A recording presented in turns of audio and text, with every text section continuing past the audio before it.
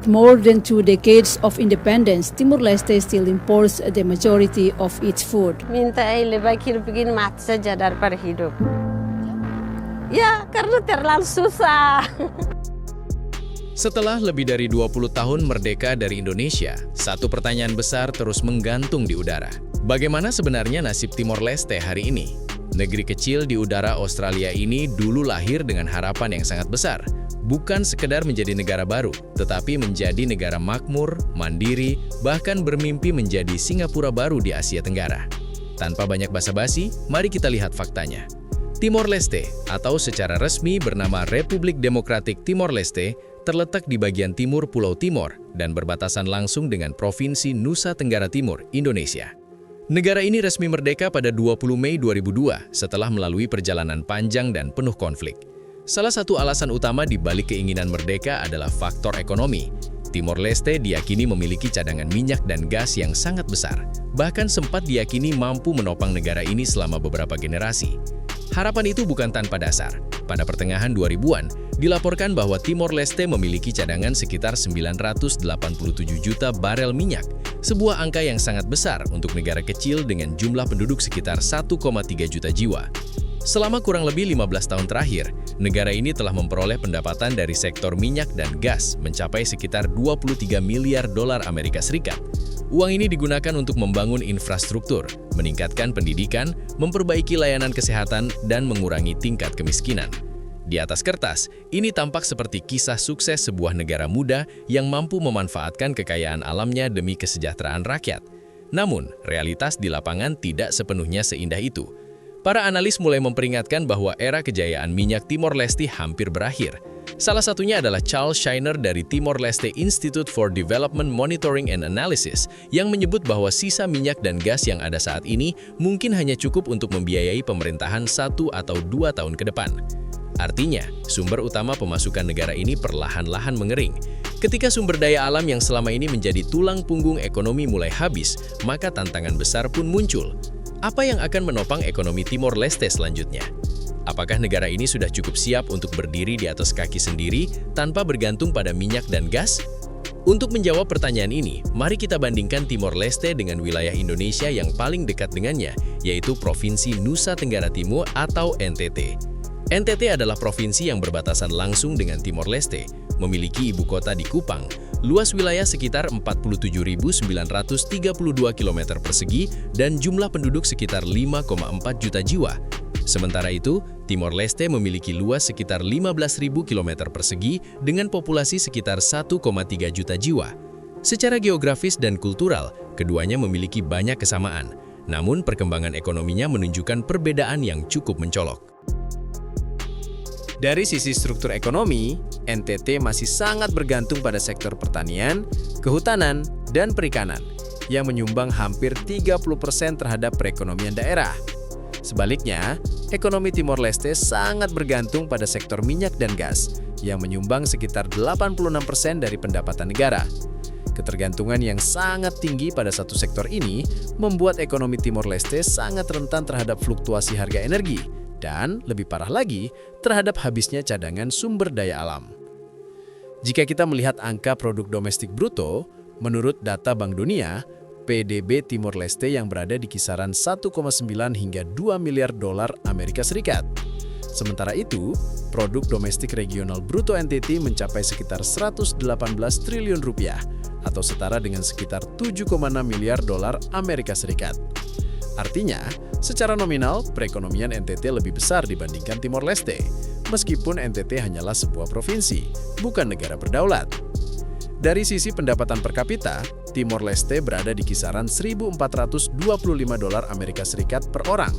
Sementara itu, pendapatan per kapita masyarakat NTT berada di kisaran 1.550 dolar Amerika Serikat per orang. Angka ini menunjukkan bahwa rata-rata penduduk NTT justru memiliki pendapatan sedikit lebih tinggi dibandingkan warga Timor-Leste. Pertumbuhan ekonomi pun menunjukkan pola serupa. Pada tahun 2023, pertumbuhan ekonomi Timor-Leste tercatat sekitar 2,4%, sedangkan pertumbuhan ekonomi NTT berada di kisaran 3,88%. Dengan kata lain, NTT tidak hanya lebih besar secara ekonomi, tetapi juga tumbuh lebih cepat. Ketimpangan ini semakin terlihat ketika kita melihat angka kemiskinan.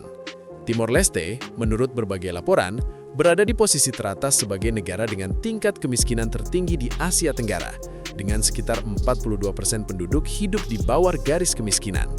Sebaliknya, meskipun NTT dikenal sebagai salah satu provinsi termiskin di Indonesia, tingkat kemiskinan di NTT berada di kisaran 20%, jauh lebih rendah dibandingkan Timor Leste. Perbedaan ini menunjukkan bahwa kekayaan minyak dan gas belum sepenuhnya diterjemahkan menjadi kesejahteraan yang merata bagi masyarakat Timor Leste.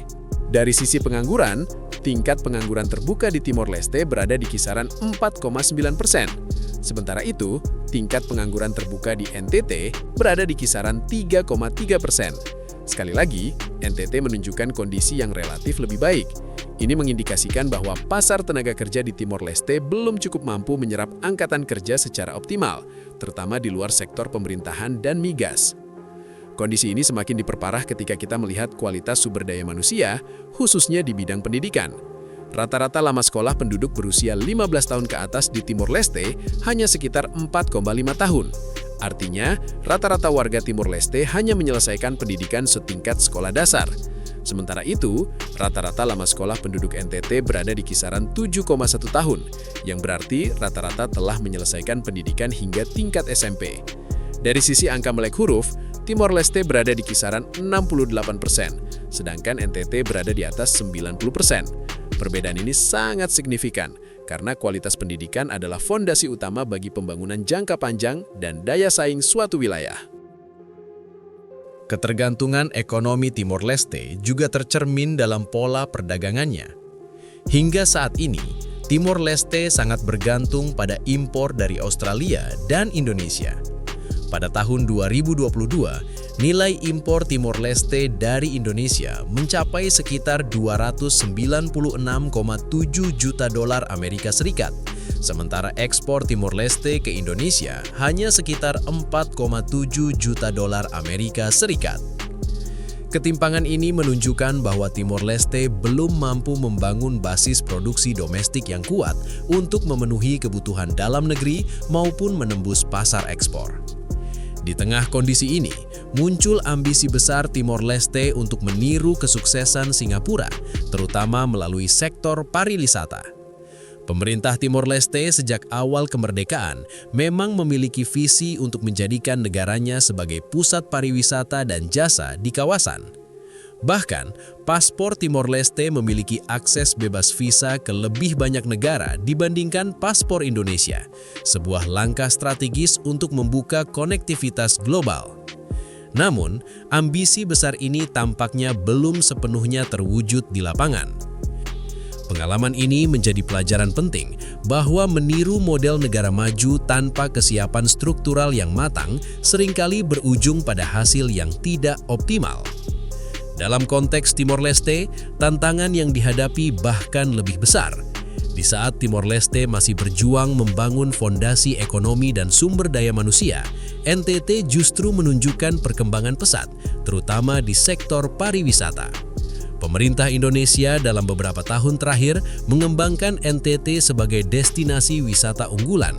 Jumlah wisatawan yang berkunjung ke NTT mencapai sekitar 1,2 juta orang, baik wisatawan domestik maupun mancanegara.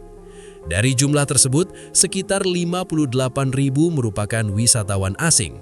Angka ini sangat kontras dengan Timor Leste yang pada tahun yang sama hanya menerima sekitar 3.700 wisatawan asing.